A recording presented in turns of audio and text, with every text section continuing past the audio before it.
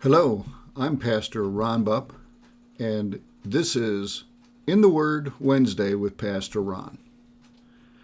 For the past few weeks, we've been talking about spiritual disciplines, and today we're going to continue that discussion, and we're going to talk about the spiritual discipline of prayer. Now, we all know that there are different types of prayer, depending on who you listen to or what you Google.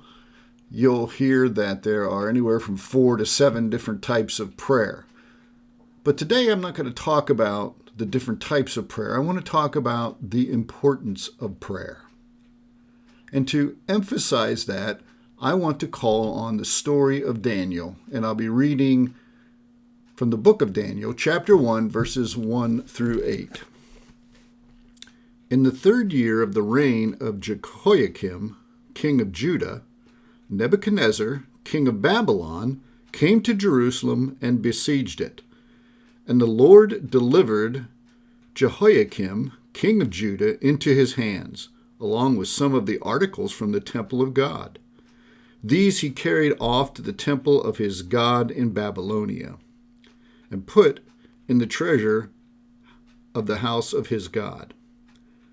Then the king ordered Ashpenaz, chief of his court, to bring into the king's service some of the Israelites from the royal family and the nobility, young men without any physical defect, handsome, showing aptitude for every kind of learning, well-informed, quick to understand, and qualified to serve in the king's palace.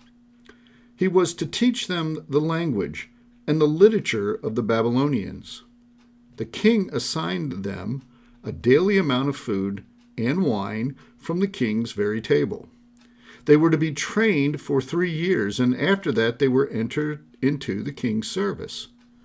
Among those who were chosen were some from Judah: Daniel, Hananiah, Mishael, and Azariah. The chief official gave them new names. To Daniel, the name Belteshazzar. To Hananiah, Shadrach. To Mishael, Meshach. And to Azariah, Abednego. But Daniel resolved not to defile himself with the royal food and the wine. Now, we've all heard the story of Daniel and the lion's den. Many of us know the story of Shadrach, Meshach, and Abednego and the fiery furnace.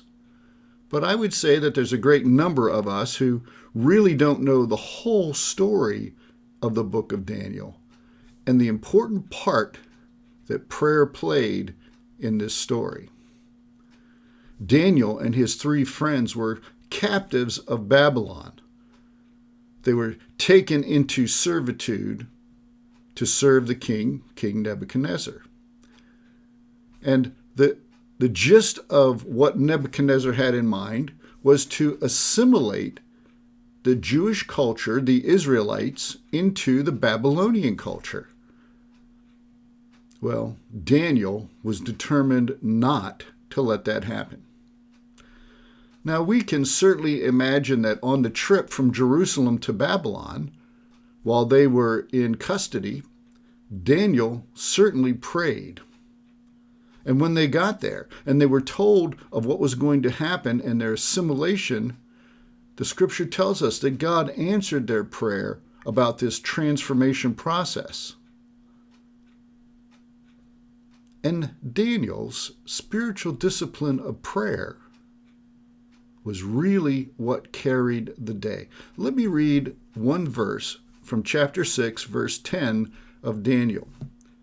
Now, when Daniel learned that the decree had been published, now the decree he's talking about is when King Darius, who was a subsequent king to Nebuchadnezzar, Darius was talked into writing an edict where no subject of his kingdom could pray to anybody else but him. In other words, the king was thought up as a god, and everybody in the kingdom, under penalty of death, could pray to no one else except to Darius. So Daniel hears this decree. And it says he went home to his upstairs room where the windows opened toward Jerusalem. And 3 times a day he got down on his knees and prayed, giving thanks to his God, just as he had done before. In other words, this was not new. This wasn't a result of the edict. This was a result of Daniel's spiritual discipline. Daniel didn't wait for a crisis to occur in his life. Through his spiritual discipline, he had strengthened his relationship with God, so that when the crisis did come, he had confidence in God's ways and God's ability to save him. Well, today we face similar challenges, don't we? We live in a world, in a country, where the values seem every day to be just the opposite of what God's values are. We're under constant pressure from other religions. And right now, we're living in a crisis situation, a crisis that can cause possible suffering and death for any one of us.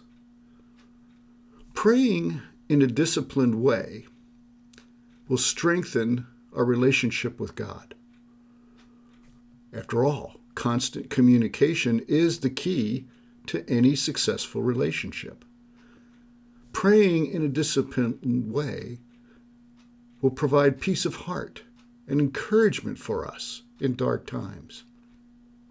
And praying in a disciplined way will provide confidence in God's promises, confidence in his will for your life.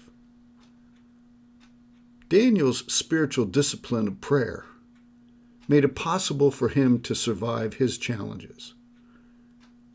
And it will make it possible for you to survive your challenges.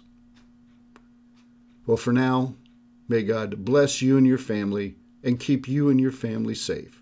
Until next time, goodbye for now.